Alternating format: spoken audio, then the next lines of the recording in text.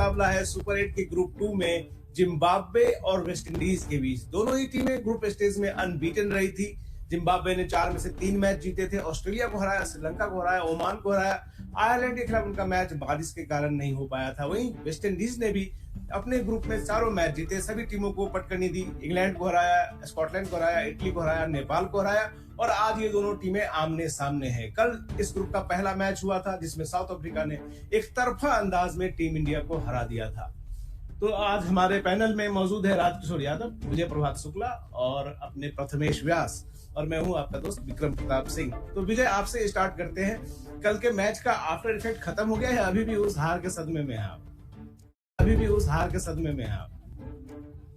सदमे में नहीं है, क्योंकि नया दिन नई शुरुआत, तो इसलिए भूल चुके हैं हम। अब हम इस टूर्नामेंट पर फोकस कर रहे हैं और खास करके आज के मैच पर। आज के मैच के लिए हिसाब से मुझे लग रहा है कि वेस्ट इंडीज वर्सेस जो जिम्बाब्वे मैच है, आसान तो वेस्ट इंडीज के लिए होना चाहिए, लेकिन सिर्फ आसान कागजों पर है।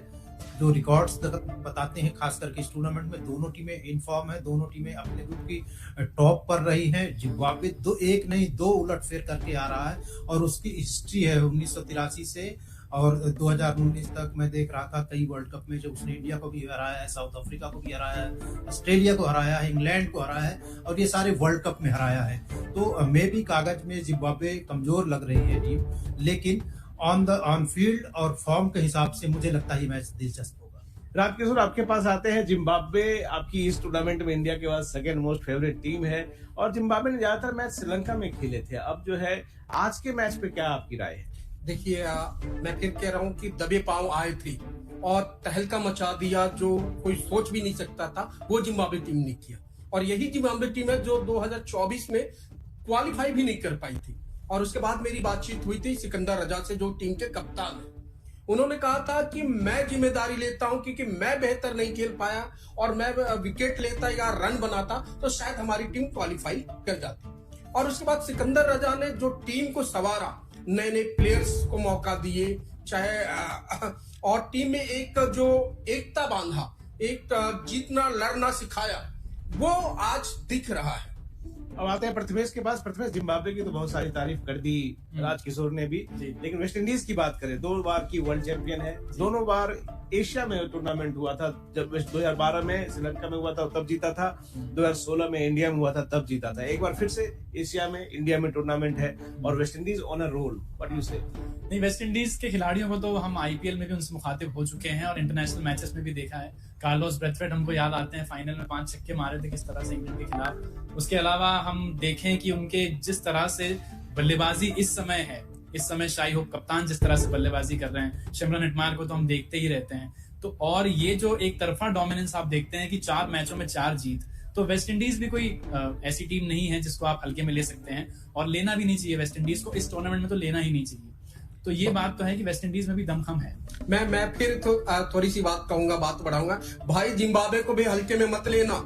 अगर वेस्ट इंडीज हल्के में नहीं है तो जिम्बाब्वे भी हल्के में नहीं है। वो बताया, वेस्ट इंडीज तो फिर भी जीती हुई टीम है, वर्ल्ड कप जीता, लेकिन इसने बताया है कि हम जीत सकते हैं, हमें पावर है, हमें हल्के में मत लेना। और राजकिशोर, मैं एक और बात कहना चाहूंगा यहाँ पर कि अगर ये मुकाबला हो रहा होता और कोई और सर्कमस्टेंसेस होते तो हम जिम्बाब्वे की इतनी बात नहीं करते, तब हम सिर्फ वेस्ट इंडीज की बात करते। लेकिन इस वर्ल्ड कप में जिस तरह का परफॉर्मेंस जिम्बाब्वे का है, तो इसलिए हम भी कह रहे हैं, अभी विजय जी ने भी यही बात कही कि जिम्बाब्वे को हल्के में नहीं लेना चाहिए, मजबूत टीम है, पहले भी हराया है। तो यही एक जीत या एक अच्छा टूर्नामेंट चाहिए होता है किसी भी अच्छी टीम को, अपने पूरे के पूरे इतिहास को गलत साबित करने के लिए और इतिहास बदलने के लिए। बदलेगा, जिम्बाब्वे इतिहास बदलेगा जब दो टीमों को हराया जो वर्ल्ड कप विजेता टीमें हैं, चाहे ऑस्ट्रेलिया हो और चाहे श्रीलंका हो। तो आप इसको ये नहीं कह सकते कि इसमें वो दमखम नहीं है। दमखम के साथ ये टीम आई है। शायद इस टूर्नामेंट से पहले, वर्ल्ड कप के पहले जब ये टीम आई थी, तो किसी ने नहीं सोचा होगा कि हम जिम्बाब्वे की बात करेंगे।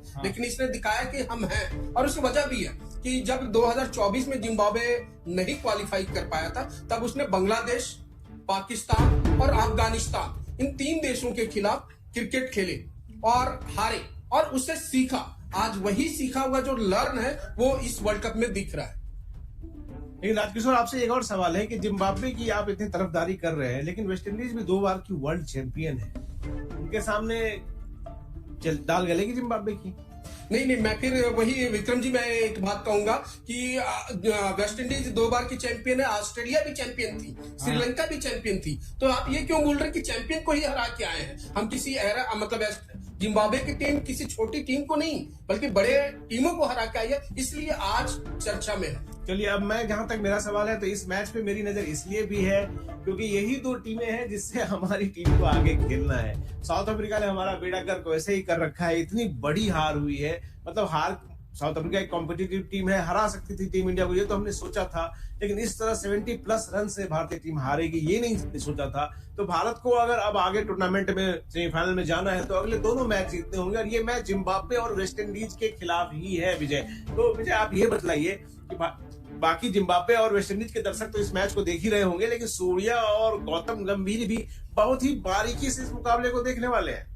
बिल्कुल, मुझे लगता है कि जितने भी फैंस हैं वो तो इस मैच को सिर्फ एक वर्ल्ड कप के मैच के तौर पे देख रहे हैं, लेकिन इंडियन टीम मैनेजमेंट इस मैच के एक एक बॉल पे नजर रखेगा, उन खिलाड़ियों पे नजर रखेगा ताकि उनके हिसाब से स्ट्रेटजी बना सके, क्योंकि अभी टीम इंडिया जो लैग कर गई है पिछले मैच में, वो स्ट्रेटजी में ही लैग करके गई है, क्योंकि इंडियन टीम में टैलेंट में कोई कमी नहीं है। दूसरी बात, अपने होम ग्राउंड पर सारे मैच खेल रहे हैं तो इसमें कोई परेशानी नहीं है, लेकिन कई बार होता है ओवर कॉन्फिडेंस टीम दिखी, जिस तरह से रिएक्शन भी हमने कैप्टन के देखे, खास करके बाद में कम से कम सोशल मीडिया में तो खूब ट्रोल भी हुए, क्योंकि जिस तरह से जवाब दे रहे थे कि किसी खिलाड़ी को खिलाना या नहीं खिलाना एक स्वर तरीके से भी दिया जा सकता है। ओवरऑल स्ट्रेटजी और ओवर कॉन्फिडेंस टीम इंडिया के हार का कारण रही पिछले मैच में, और मुझे लगता है इस बार वो ऐसी कोई गलती करने की स्थिति में है ही नहीं है। अगर एक गलती का मतलब है टूर्नामेंट से बाहर होना, तो बहुत बारीक नजर रखी। बिल्कुल विजय, आपने बिल्कुल सही कहा, और राजकिशोर एक बार फिर से आपके पास आऊंगा। ये मुकाबला जो है मुंबई के वानखेड़े स्टेडियम में हो रहा है, आपने पिच के बारे में थोड़ी स्टडी की है, बताइए ये मैच कैसा हो सकता है? देखिए, ये लाल मिट्टी की पिच है और यही पिच है जिसपे भारत और अमेरिका ने मैच खेला था, और इसमें दोनों टीमों को मिला के 300 रन नहीं बने थे, और ये थोड़ी सी उछाल रहेगी तो इसमें रन बनेंगे। लेकिन मैं इसमें जी हाँ बताइए। मैं एक और बात इसमें जोड़ना चाहूंगा कि आपने कहा लाल मिट्टी की पिच है, और इसके बारे में एक बात बताना चाहूंगा कि 2011 में भारत ने जो वर्ल्ड कप जीता था, वनडे वर्ल्ड कप, वो भी इसी ग्राउंड पे जीता था। सचिन तेंदुलकर ने जो अपना आखिरी मैच खेला था वो भी इसी ग्राउंड पे खेला था, तो कहीं ना कहीं एक हिस्टोरिकल इंपॉर्टेंस है इस ग्राउंड का। और अगर हम पिच की बात करते हैं तो पिच का मिजाज ये होने वाला है कि अभी हमने देखा था कि आप ग्राफिक में भी देख सकते हैं कि पिछले जो मैचों में हमने देखा कि पेसर्स जो हैं, पेसर्स ने यहाँ पर ज्यादा विकेट्स लिए हैं, स्पिनर्स ने विकेट्स कम लिए हैं, लेकिन थोड़ा सा कम जो उनका इकोनॉमी है वो पेसर से रही है, क्योंकि मतलब स्पिनर्स को यहाँ पर ओवर्स भी कम मिलते हैं। तो आप देखेंगे आज भी अगर आप देखें तो दोनों टीमों अपने शुरुआत से ही पेसर्स को अटैक पर लगाएगी, तभी जाकर वानखेड़े में हो सकता है, नहीं तो फिर हाई स्कोरिंग मैच है। यहाँ पर जो हाईएस्ट स्कोर है अभी हम बात करें तो शायद 193 के आसपास इस वर्ल्ड कप में 196 हाईएस्ट स्कोर है इस वर्ल्ड कप में। तो अगर वेस्ट इंडीज को बैटिंग मिलती है तो छक्के छुड़ाना आसान है उनके लिए जिम्बाब्वे के बॉलर्स का, और शायद जिम्बाब्वे भी ऐसे ही करे। विजय, इसी ग्राउंड पे वानखेड़े में ही 2016 का सेमीफाइनल भी खेला गया था, India versus West Indies. India ने 190 के आसपास का स्कोर बनाया, लेकिन इसके बावजूद वेस्ट इंडीज ने बहुत इजीली चेज कर दिया था। और 2011 की बात करें तो वहां भी टीम इंडिया चेज करते हुए ही जीती थी। और इन सब चीजों को ध्यान में रखते हुए आपको लगता है कि टॉस जीतने वाली टीम आज कल का मैच हुआ है उसका हैंगओवर अगर होगा तो पहले बैटिंग करना चाहिए, लेकिन वानखेड़े में जो बड़े बड़े मैचों के रिकॉर्ड रहे हैं, बाद में बैटिंग यहाँ आसान हो जाती है। मुझे लगता है ये वो ग्राउंड है जिसमें इंडिया के ग्राउंड में से एक है जिनमें टॉस थोड़ा कम असर डालता है। ड्यू फैक्टर बाकी जो इंडिया के दूसरे पार्ट है उसके मुकाबले मुंबई में कम देखने को मिलती है ड्यू, तो उस वजह से जो आपने कहा कि पहले बैटिंग करना शायद आसान हो, दूसरी बार भी अभी अगर कोई बैटिंग करती है टीम तो वो निश्चित रूप से थोड़ा और आसान हो जाती है। तो बैटिंग बहुत ज्यादा पहले या बाद में इस मैच में ज्यादा मुझे फैक्टर नहीं लगती। हाँ, एक बात होती है कि चेस करते हुए कौन सी टीम खुद को कंफर्ट पाती है। जैसे एक जमाना रहा है कि जब विराट कोहली टीम में होते थे, या इंडियन टीम की भी का रिकॉर्ड रहा है कि चेस करते हुए इंडियन टीम की हिस्ट्री अच्छी रही है फिलहाल पिछले कई सालों में, तो वो भी एक फैक्टर होता है। वहां पे जिम्बाब्वे या वेस्ट इंडीज खुद को कहाँ देखते हैं, उससे फर्क पड़ेगा कि वो टॉस जीतकर क्या करते हैं। और इसमें टॉस होने वाला है, दोनों कप्तान खड़े हैं और जवागल सिन्हा मैच रेफरी वो भी खड़े हैं, कमेंटेटर यान बिशप है। अभी टॉस होने वाला है और टॉस के साथ ही ये डिसाइड होगा कौन सी टीम पहले बैटिंग करेगी, कौन सी टीम पहले फील्डिंग करेगी। सिकंदर रजा ने सिक्का उछाला है, अपडेट हम टॉस का आपको बहुत ही जल्दी देंगे। और सिकंदर रजा ने ही टॉस जीता है। जिम्बाब्वे ने टॉस जीत लिया है। क्या डिसीजन लेते हैं वो बहुत जल्दी आपको हम बताते हैं। और ये दूसरा टॉस है इस टूर्नामेंट में जो जिम्बाब्वे ने जीता। इसके पहले जब जीता था तो बॉलिंग चुनी थी और मैच जीता था। यही सेम चीज वेस्ट इंडीज के साथ भी है। इस टूर्नामेंट में सिर्फ एक टॉस जीता, बॉलिंग चुनी और मैच जीता। देखते हैं इस टॉस में क्या होने वाला है। विजय, टॉस पे कोई ओपिनियन, क्या करना चाहिए? मुझे लगता है कि पहले बॉलिंग करना ही ठीक रहेगा। टारगेट मिलना चाहिए क्योंकि पिच ऐसी है जो बाद में ऐसा नहीं है कि स्लो हो जाएगी या कुछ परेशान करेगी। तो एक टारगेट आपके पास रहता है तो खेलना आसान हो जाता है। बाकी बात वही है कि उस टीम की स्ट्रेंथ क्या है। मुझे लगता है वेस्ट इंडीज जैसी टीम है, अगर पहले बैटिंग करी तो हो सकता है अगर वो चल गए तो 200 टांग दी। मुझे लगता है कि जिम्बाब्वे इस बात के लिए भी सोचेगा। जिम्बाब्वे ने पहले फील्डिंग ही ले ली है और वो चाहते हैं कि वेस्ट इंडीज 200 रन टांग दे। उनको इस बात से डर नहीं है। ये कॉन्फिडेंट बताता है कहीं ना कहीं राजकिशोर की अभी जैसा कि विजय ने कहा। और वेस्ट इंडीज जो बैटिंग लाइनअप है वो वाकई इस बात में कैपेबल है। कोई एक प्लेयर भी अगर लंबा खेल जाए तो बहुत ज्यादा रन मार सकता है। लेकिन इसके बावजूद जिम्बाब्वे अपने स्ट्रेटजी पे कायम है, अपनी रणनीति पे कायम है और सिकंदर रजा ने टॉस जीत करके पहले फील्डिंग करने का फैसला किया है।